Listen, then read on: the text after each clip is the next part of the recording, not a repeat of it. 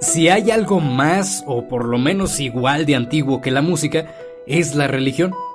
Tenemos como especie la necesidad de saber de dónde venimos, a dónde vamos, quién creó nuestro entorno, por qué los hombres tenemos pezones y demás dudas existenciales. No por nada muchas personas han encontrado algún tipo de respuesta o al menos confort en las religiones. Todas las culturas de todos los tiempos han practicado alguna, pero tranqui, no voy a dar una clase de catecismo, ni tampoco voy a despotricar contra las religiones. Es el segundo episodio, no quiero causar polémica. Aún. Pero estamos entrando en un periodo de la historia en donde la Iglesia tuvo presencia total en absolutamente todos los temas y la música no fue la excepción, ya que las misas se hacían cantando. No mames, ¿por qué puse esa madre? La gran mayoría de los compositores e intérpretes aprendieron música en un monasterio y como la notación se creó como una herramienta para estandarizar la música religiosa, ese es el tipo de música que se preserva hasta el día de hoy. No es que no exista música que no sea de la iglesia. De hecho, hay música que supuestamente es de esta época, que ha sobrevivido los milenios y ha sido interpretada durante todos estos años, incluso por artistas de nuestra época, como por ejemplo esta.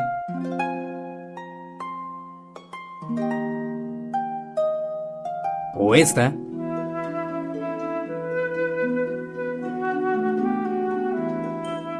O mi favorita.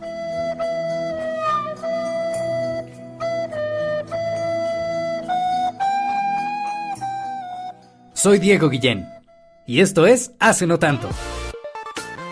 Mamá, ¿de dónde viene la música? Pues mira, cuando una nota y un compás se quieren mucho... ¿Ya vas a poner otra vez tu música rara? Es algo muy experimental, no lo entenderías. Nosotros vamos a rockear por siempre, forever, forever.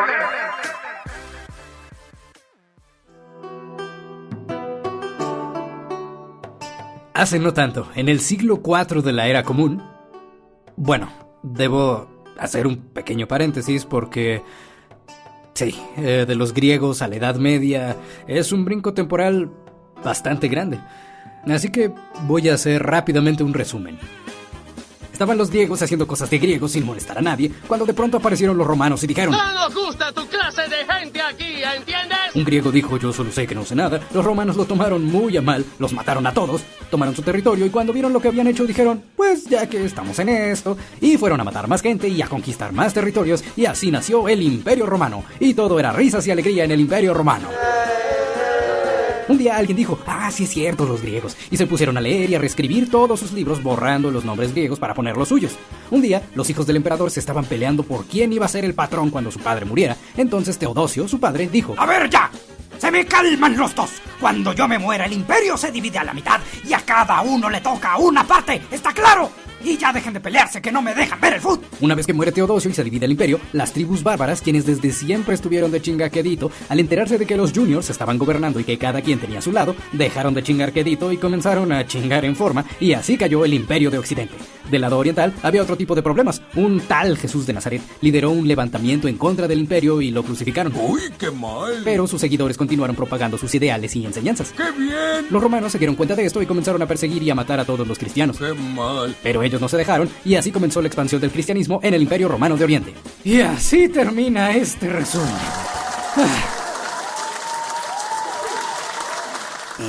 ¿Y la música?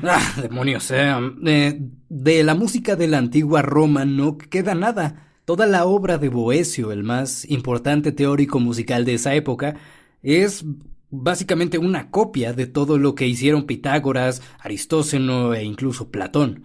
Sin embargo, la gente de Cambridge descubrió que los poemas del libro de Boecio, De Consolatione Philosophiae, eran realmente canciones, o bueno, poemas cantados, poesía musicalizada, bien original, y se dieron a la tarea de restaurar lo más fielmente posible estas canciones. En la playlist voy a dejar un par de estas rolas. Pero bueno, decía yo que hace no tanto, en el siglo IV de la Era Común, el cristianismo ya estaba establecido en varias regiones del Mediterráneo y más allá. Esta nueva religión, que tiene sus raíces en el judaísmo, adoptó, entre otras cosas, el canto de sus escrituras y salmos. Así es que la música jugó un papel fundamental en el desarrollo y en el adoctrinamiento del cristianismo.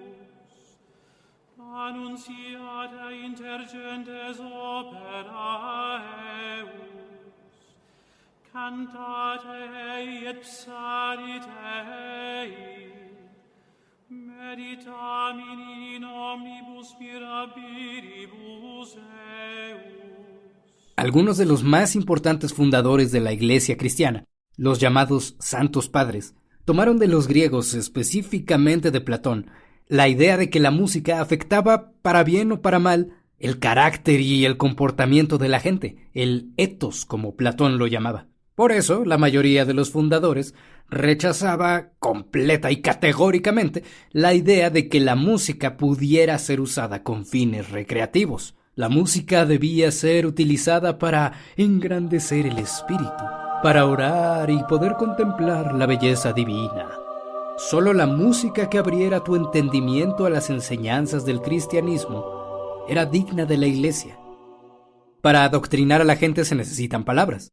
Así que, de manera inmediata, la música instrumental y los actos de danza quedaron prohibidos en los templos, y fuera de ellos eran mal vistos y considerados actos paganos. Muy probablemente los cristianos utilizaban liras u otro instrumento para acompañar el canto de los salmos en sus hogares, pero en la iglesia estaba prohibida esta práctica. Es por eso que durante miles de años, toda la música religiosa en la cultura occidental consistió únicamente en cantos sin acompañamiento, y a esto durante un tiempo se le llamó canto llano. El problema fue que a medida que iba expandiéndose esta nueva religión, si bien muchos la aceptaban, junto con sus enseñanzas, según la región en donde se encontraban, adaptaban no solo sus ritos y su calendario, sino también su propia variante del canto llano.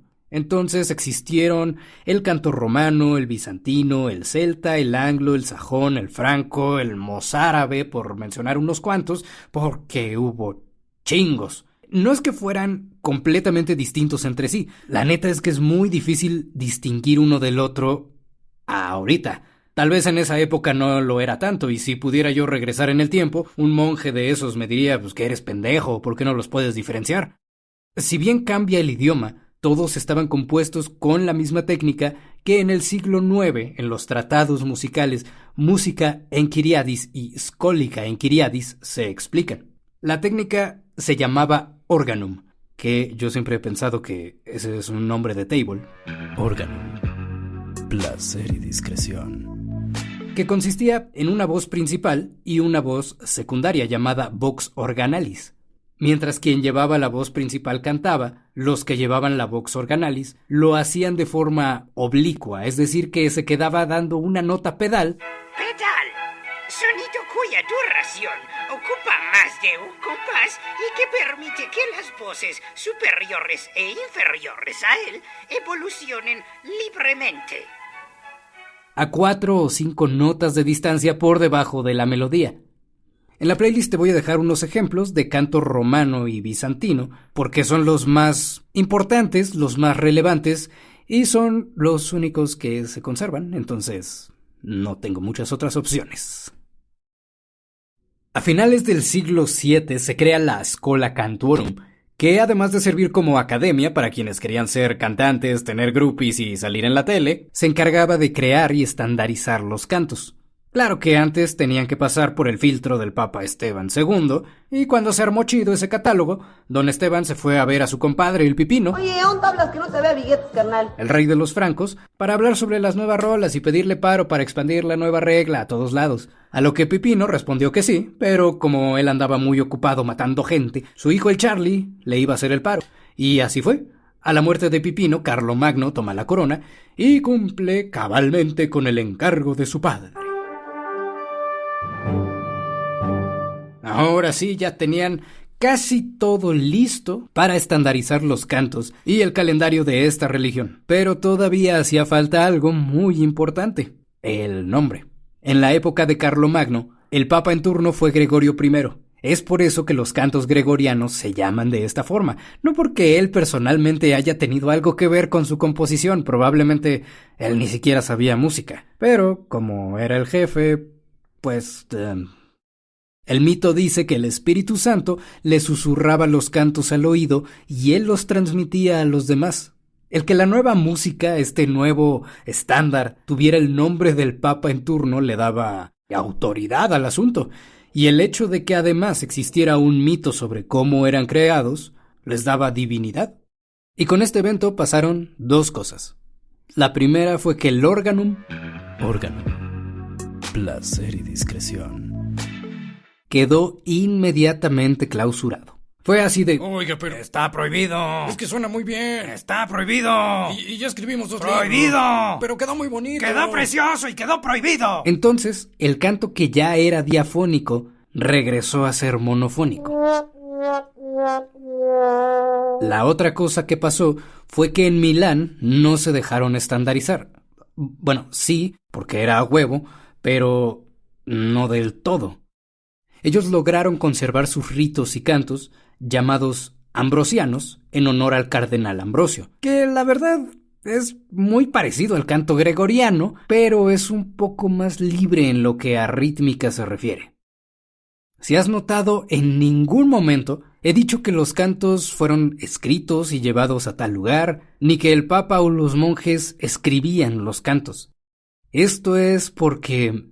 si hay algo más o por lo menos igual de antiguo que la música y la religión, es la necedad humana. ¿Te acuerdas que los griegos ya habían creado un sistema de notación? Y antes que ellos, los babilonios ya habían creado un sistema de notación. Bueno, pues resulta que en algún momento de esta historia, todos dejaron de escribir la música y regresaron a la tradición oral.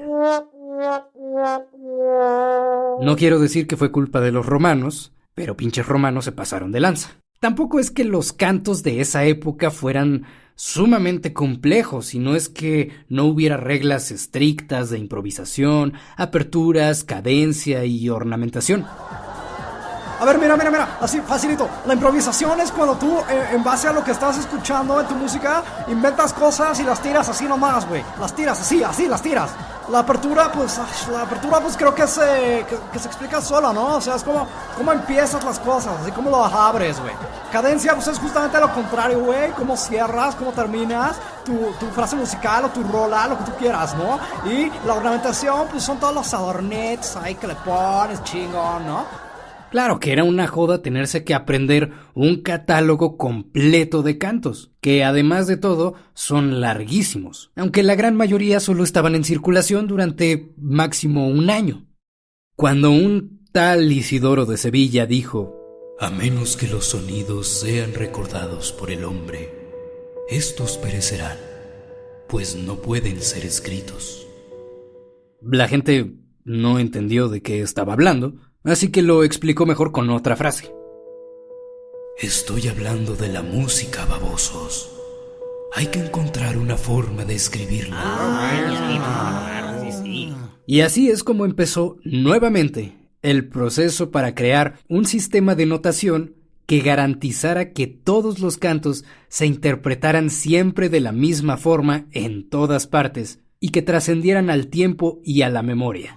Antes de irme te digo que en la playlist te voy a dejar algunos ejemplos de canto ambrosiano y canto gregoriano. Prometo que no van a ser muy largos ni muchos tampoco.